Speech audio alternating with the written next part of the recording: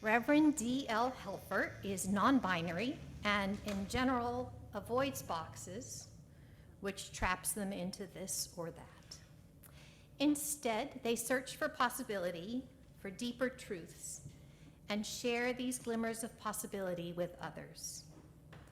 Reverend D.L. is also a licensed social worker, currently working with transgender and gender diverse children and youth. Reverend D.L. hails from Southern California, but now calls Providence, Rhode Island home. They share that home with their beloved partner and 2 cats.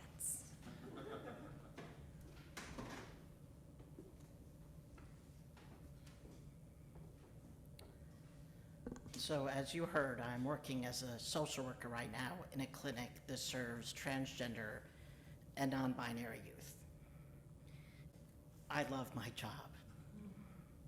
And it is, of course, the sort of place that is attacked across the country. It is under attack across the country. And as an aside, I will say, I feel fairly safe where I work because no one can ever find where we are, but it is literally only that hiddenness that keeps us safe. And I've been thinking a lot about a teenage girl that I met there. The girl is trans-feminine, which means she was assigned male at birth, but identifies now both as transgender and as female. But as we often remind our patients, we are so much more than just our gender. This young woman has Dominican heritage and identifies as Black. And I was completely blown away by this young woman. Her level of self-assurance made me wonder at 56 why I did not have that level of self-assurance. She so clearly knows who she is and has these amazing and clear plans for her future. And she was accompanied to the first meeting in our clinic, which is a social work meeting mostly, with her father. And it's he who was clearly struggling. He was mostly quiet, but it was very clear he was listening attentively.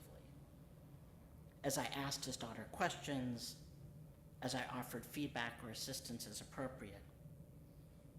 And near the end of this intake, which is what we call it, we're kind of getting a sense of the client before us.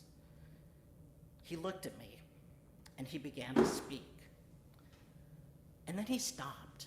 And he almost like swallowed his words, as though the thought he had been saying, wanting to say, like he didn't want to let it pass his lips. So I waited. He took a deep breath and he looked right into my eyes and he asked the question that he was carrying on his heart. He asked me this: how do I keep her alive? And I knew what he was asking, right? I knew that his daughter is young, trans, female, and BIPOC. And it is a dangerous world out there for this particular mix of identities. The average age of death for transgender women who identify as BIPOC is 39. And these deaths happen one of 2 ways generally, either by suicide worn down by a world that refuses to accept them as human, or by violence at the hands of someone who views them as less than human. So I didn't immediately answer this dad. I knew he knew these statistics, or some version of them. And I looked at him eventually, and I admitted as much. It's a dangerous world. You're absolutely right. And I won't pretend that it's otherwise. But here's the good news that I can offer you.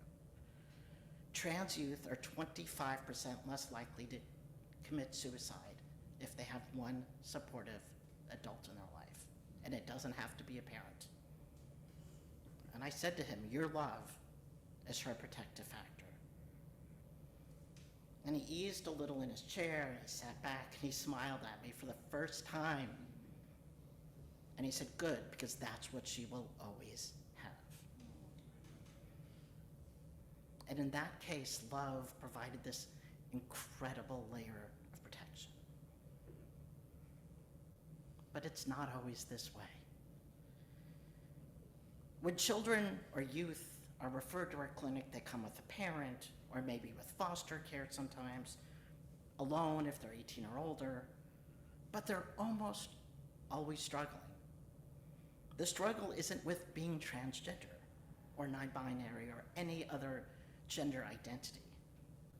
The pain they carry is from bullying that starts, and this is a painful lesson to learn, in kindergarten. Many of them have experienced extended consideration of suicide because their parent or their family or their world does not accept them. Sometimes they're young adults, homeless, because so few places will hire a trans person, especially if your gender identity and your presentation don't match, right? If you say, I'm male and you have long fingernails, it upsets those who would otherwise hire you. A lack of work means a lack of housing, and the problems quickly grow from there. All from trying to be who they are. And in the past year, more than 500 laws have been introduced at the school, regional, local, national level. And the vast majority of these laws, of these proposals, are laws now. They aren't just ideas, they are laws. After the Trump years, when hate moved into the public square, legislators fixed their sights on transgender folks. We are a very easy mark. And the rallying cry of hate is incredibly effective here. Stay with me, it gets better eventually, I promise. I can see you. So it used to be a couple of years ago that there were bad laws out there, and the bad laws that existed, and these are bad laws, are whether a transgender girl could play sports in high school. These are bad laws, but nothing like the laws of the past year. Laws that allow transgender children to be removed from loving homes by DCYF if their parent affirms their gender identity as something other than cisgender. Laws that are so cruel in their intent in so many states. Laws that prohibit a trans non-binary youth from talking to their guidance counselor. Laws that deny one their right to change their name on any legal document. Someone asked me, you asked me what DL was this morning. I was Lara, and then I was David, and then I moved into a non-binary place, and I put both of those together, and I'm DL, holding all of me. None of that would be possible under these laws. Laws that take legal action against medical or behavioral health professionals who care for transgender and gender diverse children and youth. I can be prosecuted for a felony more days than not if someone wants to go after me.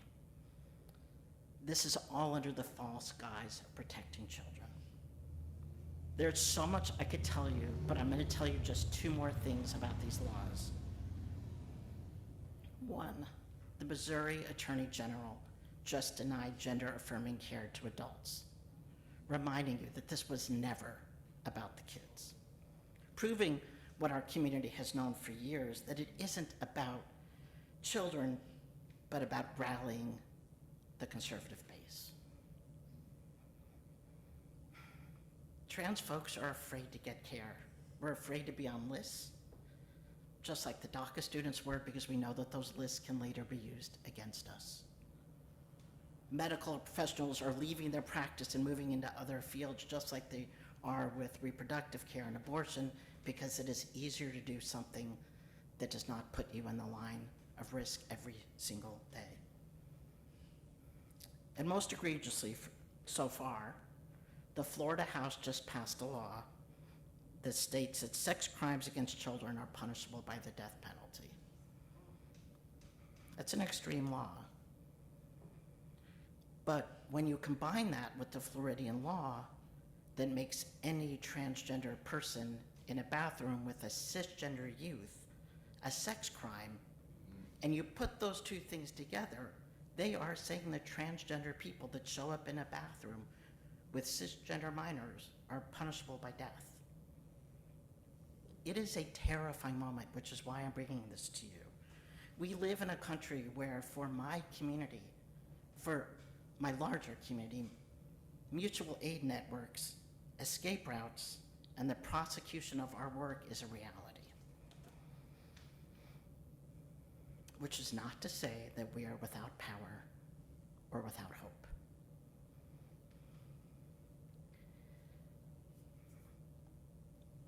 Less than a year ago, when we started talking about Article 2, have we all heard about Article 2? I will admit, I was one of those people that was not an immediate fan. My first thought was something along the lines of, with all that's going on in the world, this is where we're focusing. Great. And in case anyone needs a reminder on what Article 2 is, it's a reconsideration of our touchstones, our ideals that we hold about what's most important and about how we might want to act individually and communally. But what I eventually realized, kicking and screaming, was that these revisions to Article 2, they put love at the center of everything. And not a Pollyanna sort of love, not a love is love sort of change, but a we need each other to survive sort of love. The recognition of how interconnected our lives and our fates are in so many ways, not just about gender. I'm using gender as the example here, but apply it broadly. Unitarian Universalism, I know you know this, does not make it easy for us to live our faith, because it asks us, it invokes us, it invites us into deeper relationship all of the time. And Article 2 does this. It says, go look for who's at the margins, go see who is not being included, and invite them in, or better yet, go to them. It doesn't center on those of us that are comfortable, but on creating a love in which all can thrive. And I know these are big ideas, so I want to give you two concrete examples. The first one is hard to acknowledge. Until about 5 or 7 years ago, there had never been a trans feminine, a transgender female UU settled minister. We had never had a congregation in our entire denomination says that accepted that person as human enough to become their long-term minister. Their trans feminine ministers had been contract ministers or interim ministers. Not that those are irrelevant positions, they're not, but it's different. It took years to convince our congregations that this separation was not okay. We cannot claim an expansive love and summarily disinclude entire groups of individuals. It has changed. I'm going to, there's a group called Trans UU Religious Professionals Trust, and I'm going to our retreat in November, and I believe there will be more than 50 of us there. And it's not that it's changed, it's that there is room for us to come out of the woodwork and claim our full selves within our work. And the second example is what we did at General Assembly this year. We voted in the most amazing UUA president, the openly queer, Black, brilliant, passionate Reverend Dr. Sophia Benjacourt. I couldn't be happier, and I hear you couldn't be happier. And this would not have happened even 10 years ago. We grow, and we learn, and we create a more expansive love, and that is why we gather. We keep each other alive, and we create space for each other to thrive, not just to survive, but to really fully thrive. So I go back to that day, often in that room with that dad. How do I keep her alive? And this is my message for you for today. Nothing is more powerful than your love. Nothing. May we use our love for good, for change, for growth on this day and all days. Blessed be.